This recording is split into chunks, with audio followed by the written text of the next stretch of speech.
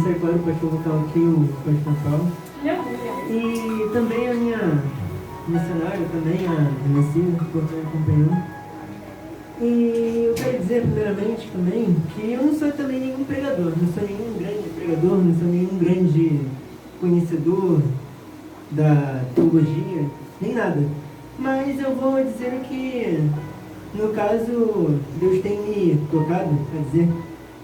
Bom, para começar, eu vou ler em 2 versículos, assim mais ou menos, só para introduzir. Eu quero ler aqui, em Gênesis 37, versículo 3. E Israel amava José mais do que a todos os seus filhos, porque era filho da sua velhice, e fez-lhe uma túnica de várias cores. E também eu quero ler aqui em Jó 1, versículo 1. Havia um homem na terra de Uz, cujo nome era Jó, e este era um homem sincero, reto e temente a Deus, e desviava-se do mal. Bom, rapidamente, só para introduzir o que eu tenho a dizer, eu vou contar resumidamente a história de cada um.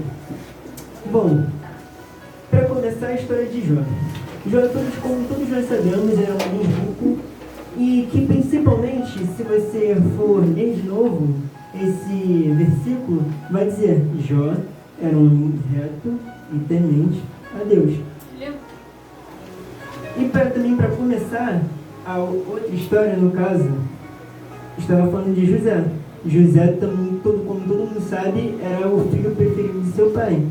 E porventura também, esse também tinha o dom dos sonhos, dom de interpretação. Ele tinha, vamos dizer assim, o dom de interpretar sonhos.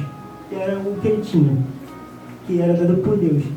E isso despertava inveja nos irmãos dele. Bom, pode até parecer estranho o que eu vou dizer para vocês, mas vocês conhecem. Eu, particularmente, sou um homem que gosta bastante da ciência em si.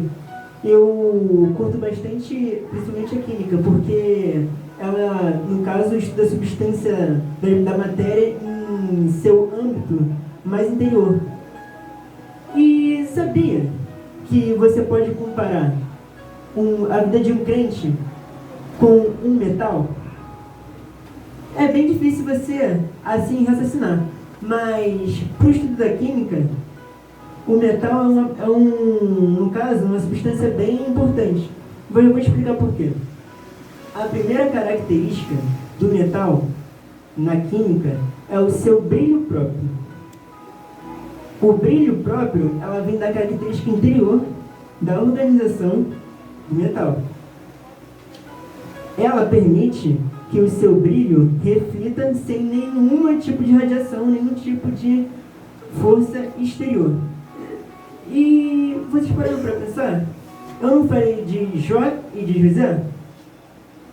O que eu disse primeiramente? Que Jó era um homem sincero, reto e que temia Deus.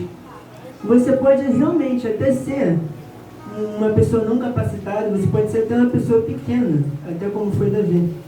Mas você tem que lembrar que o crente, ele nunca está vazio, porque esse brilho característico do metal é o mesmo que a gente tem, que é o brilho do Espírito Santo.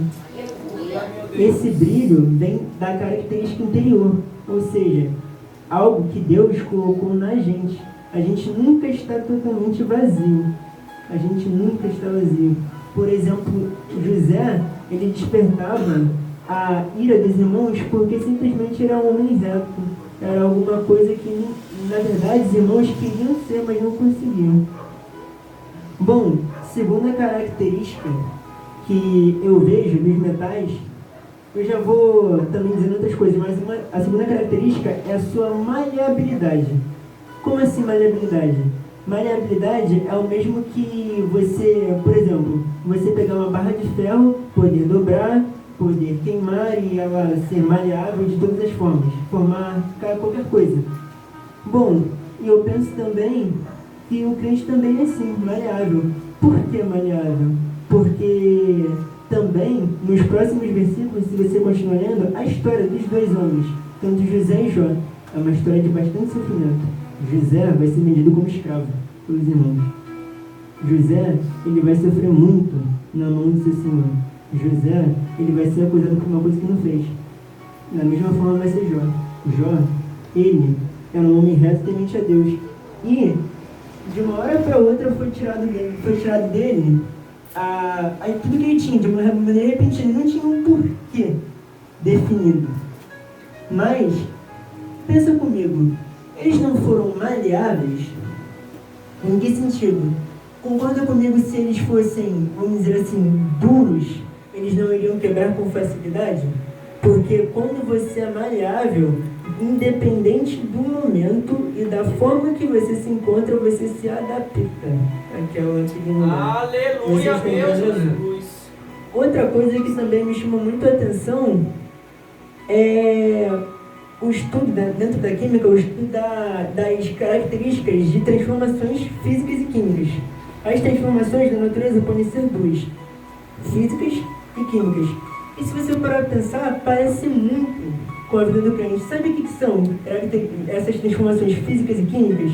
Primeiro, a transformação física, ela altera a estrutura por fora. Por exemplo, transformação física, um exemplo, é a transformação de água em gelo, a transformação de água em vapor, ou, por exemplo, uma porta de ferro amassado. Aquilo é uma transformação física. Aquilo alterou só o exterior. Agora, você quer saber o que é uma transformação química? Transformação química é aquela que altera o estado da matéria, altera o seu estado interior. Então, lembra que eu falei que o crente pode se semelhar com o metal? Lembra? Então, sabe o que acontece quando o metal entra em contato com o oxigênio? Ele oxida, ou seja, ele enferruja.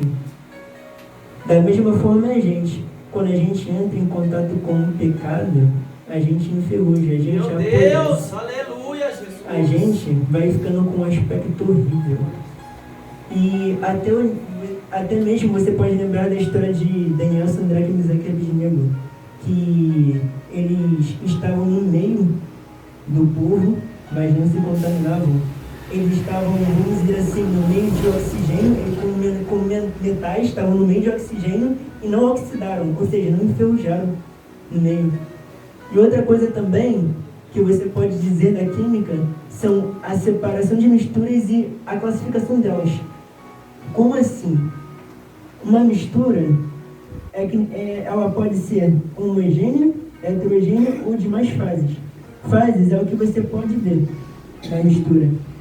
E eu creio que o que Sadraque, Mesaque e Abednego estavam fazendo não é uma mistura homogênea, no caso, que você pode ver uma coisa só, mas sim heterogênea. Ou seja, é que nem a mistura de água e óleo. Você está junto lá, você está junto no mesmo copo, mas você consegue se diferenciar no lugar em que você está. Isso é uma mistura. A mistura de Sadraque, Mesaque e Abednego, eles estavam juntos no copo, mas não se misturavam com a outra substância que tinha lá. Aleluia! Vocês conseguem me entender? Glória! Então, eu particularmente não sei se vocês podem entender, mas eu estou tentando fazer de uma maneira bem mais didática, vamos dizer assim. Bom, e eu quero dizer também que não sei se vocês conhecem a forma de obtenção de uma lâmina. Por exemplo, espadas mesmo, a maneira antiga. Geralmente, a maneira antiga era como? Até hoje mesmo, para você trabalhar com qualquer tipo de metal. Você coloca ele em uma temperatura extremamente elevada, por volta dos 1000 graus. E da maneira antiga, você tinha que bater ela com o martelo pelo menos 1000 vezes para aquilo ter forma. Por exemplo, se você queria obter uma espada, você teria que bater 1000 vezes. O ferreiro teria que bater 1000 vezes. E não te lembra uma coisa? Eu não disse que Jó e José tinham uma história sofrida? Da mesma forma é a gente. Deus não prova a gente, é como se Deus fosse o ferreiro. Ele está batendo, nos colocando numa fornalha, mas isso tem um motivo, sabe por causa de quê? Porque quanto mais você bate, mais o pecado vai saindo. Quanto mais você bate, aleluia, mais você vai se transformando. Quanto mais você bate, mais você você exerce uma temperatura elevada sobre aquilo, não é por causa que você quer algo que não é possível. Na verdade, é porque o ferreiro está trabalhando no metal. O ferreiro está trabalhando na sua vida. O ferreiro sabe quem é? O ferreiro é Deus. Quem é o metal? São vocês, somos nós. Ele está trabalhando com o metal, está trabalhando conosco, na nossa característica mais profunda. Glória a Deus. E eu quero dizer também que também é muito interessante. Sabe como você pode saber se uma lâmina ou um metal, na sua forma de obtenção final da lâmina, se ela está boa ou não? Você faz assim.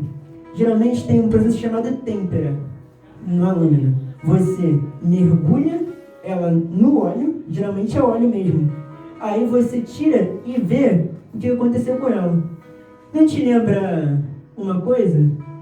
Da mesma forma nós, quando nós estamos numa situação oportuna, quando nós estamos numa situação que, vamos dizer, não precisamos de uma ajuda de Deus, nós nos esquecemos. Deus nos vê na hora que, no caso, nós não precisamos dele, porque nós estamos bem. Da mesma forma, Deus só te vê quando você está bem, quando ele te mergulha no óleo. Consegue entender? E você percebe também que, da mesma forma que Sandaque, Misaque, Abednego, Jó e José faziam, eles se revestiam de Deus. No caso, o próprio Daniel, ele orava 3 vezes ao dia. E uma coisa também muito interessante é a forma de manutenção do ferro. O ferro, se você não cuidar dele, ele oxida, como eu já falei. Como é que você pode cuidar do ferro? Você tem um processo chamado galvanização. Galvanização é revestir o ferro. Você reveste ele. Ou você pinta, que também é outra forma de revestimento. Ou seja, se a gente não orar, não jejuar, no caso, encapar, não se armar, a gente vai oxidar, a gente vai enferrujar. Aleluia, Deus. Se você não se revestir, você vai enferrujar. Você vai deixar o pecado entrar. Aleluia. Deus, ele está te martelando, mas te martelando para sair o pecado. Ele está te martelando para você ser um instrumento. Ele não quer o seu mal, até porque é necessário o processo. A vida é feita de processos. Como, por exemplo, um processo de cada coisa que nós acontece na nossa vida. É um processo que pode também ser comparado a um metal, por exemplo. Gente, é um processo demorado, não é um processo fácil. Porque a nossa vida não é fácil. E não é um processo simples, porque é um processo de meses até, dependendo do trabalho que você quer fazer. Da mesma forma somos nós. Até chegamos no ponto de obtenção final, nós iremos tropeçar, nós iremos cair, nós iremos falhar, nós iremos até mesmo pensar em desistir. Mas o ferreiro sabe o que faz. O ferreiro não te colocou na forja à toa. Ele está te forjando porque ele sabe o que ele vai ter no final. Vocês conseguem entender? E parece poucas palavras, mas é isso que eu quero deixar para a igreja nesse momento. E agradeço a minha oportunidade. Glória a Deus. Louvado seja o nome do Senhor.